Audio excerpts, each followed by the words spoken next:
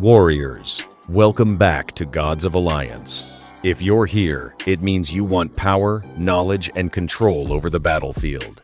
This is not luck, this is strategy. Let's break the game, together. Today we are stepping into Dorian's relics, and this is where his rework starts becoming much more than a visual update or a simple improvement to an old support hero.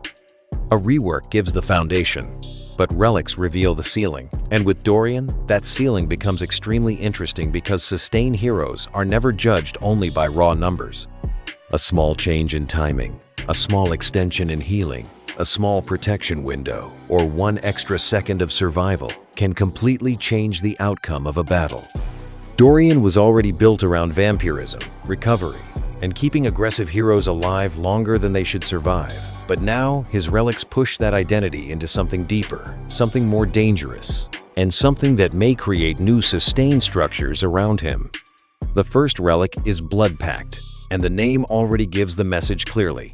Blood, sacrifice, cost, power.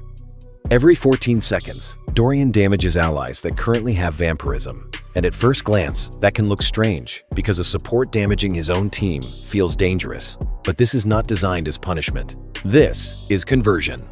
For the next 7 seconds, vampirism restores more health, and Dorian's healing skills also become stronger during that same window, which means this relic creates a rhythm of sacrifice and recovery.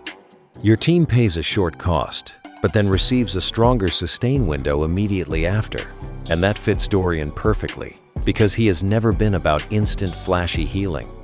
He wins through endurance, through repeated recovery, through turning pressure into survival until the enemy can no longer finish the job.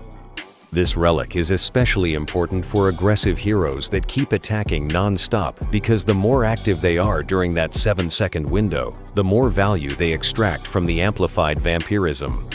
Fast attackers, multi-hit heroes, and pressure-based teams become much harder to break because they can turn every offensive action into recovery.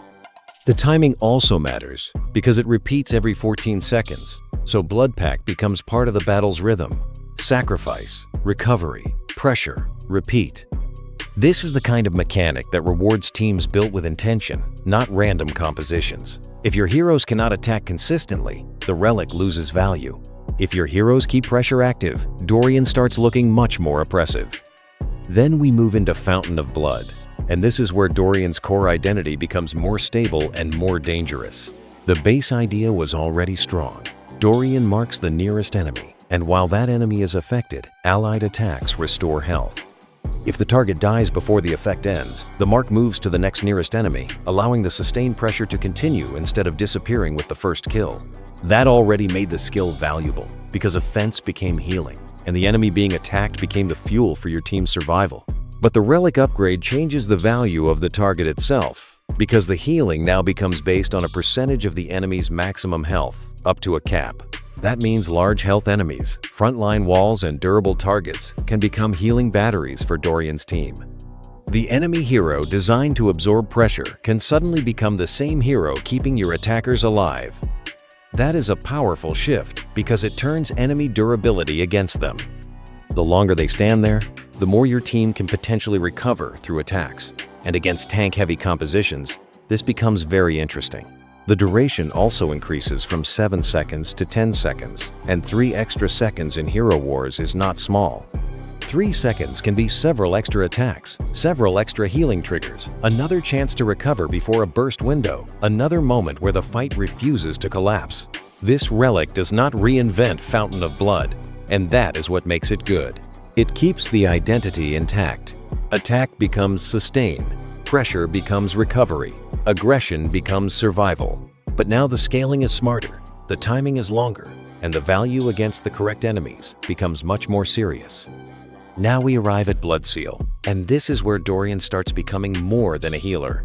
Bloodseal was always the heart of his identity, because nearby allies gain vampirism, and the most important part is that the effect remains active even after Dorian dies. This is what made Dorian special for years. You could remove him from the battlefield, but his influence remained, the sustain remained, the offensive pressure remained. The enemy could kill Dorian and still be forced to deal with the vampirism he left behind. With the relic, Bloodseal gains a new layer that changes matchups. After allies are healed by Vampirism or through Fountain of Blood, they become immune to stun and sleep for 3 seconds. That is massive, because one of the strongest answers against sustained teams is control. If you stop attacks, you stop healing. If you interrupt momentum, you break the sustain loop. If a carry cannot act, Vampirism does nothing. But now, Dorian starts protecting the exact thing sustained teams need most: tempo. Your ally attacks, heals, activates the protection window, and continues moving without being stopped by stun or sleep. This protection is not permanent, and that is what makes it balanced, but powerful. The ally has to participate. They have to attack. They have to heal. They have to stay active. That means Dorian rewards offensive flow. The team that keeps fighting keeps receiving protection, and suddenly Fountain of Blood becomes even more important because attacks are no longer only healing. They can also open small windows of control resistance. For heroes that depend on constant pressure, this is huge.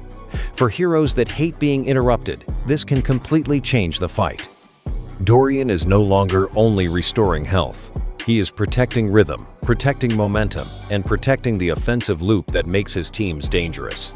And then we reach the final relic, Call of Blood. And this is the one that changes the way we look at Dorian's role. When an ally that started the battle with Dorian dies, Dorian resurrects that ally at the cost of his own life. That alone is already a massive effect, because Dorian stops being only a sustained support and becomes a guardian of second chances.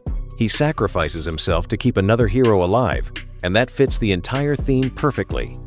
Blood, sacrifice, survival, value. Dorian converts himself into one more opportunity for the team, but the relic does not end there. After sacrificing himself, Dorian enters a near-death state for 5 seconds. During that time, he cannot move, cannot attack, cannot cast skills, cannot be attacked, and does not simply disappear. He waits.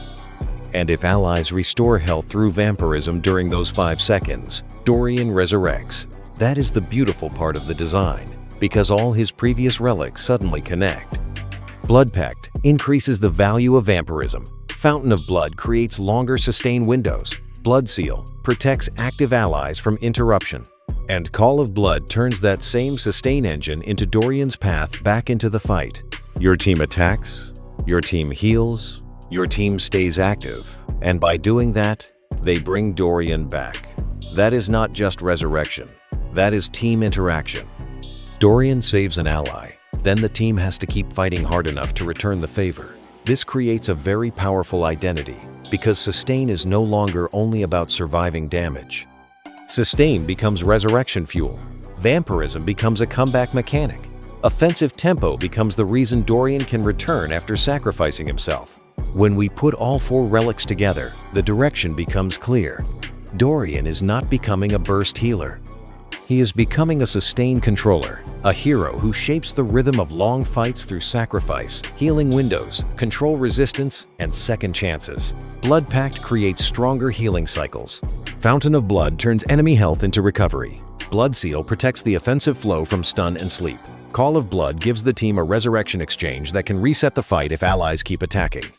This is why Dorian's relics are so interesting. They do not randomly add power. They reinforce what he already was while giving him a much deeper modern identity. He supports aggression. He protects tempo. He rewards teams that keep attacking. He turns Vampirism from a simple sustain stat into a full system of survival, protection, and revival.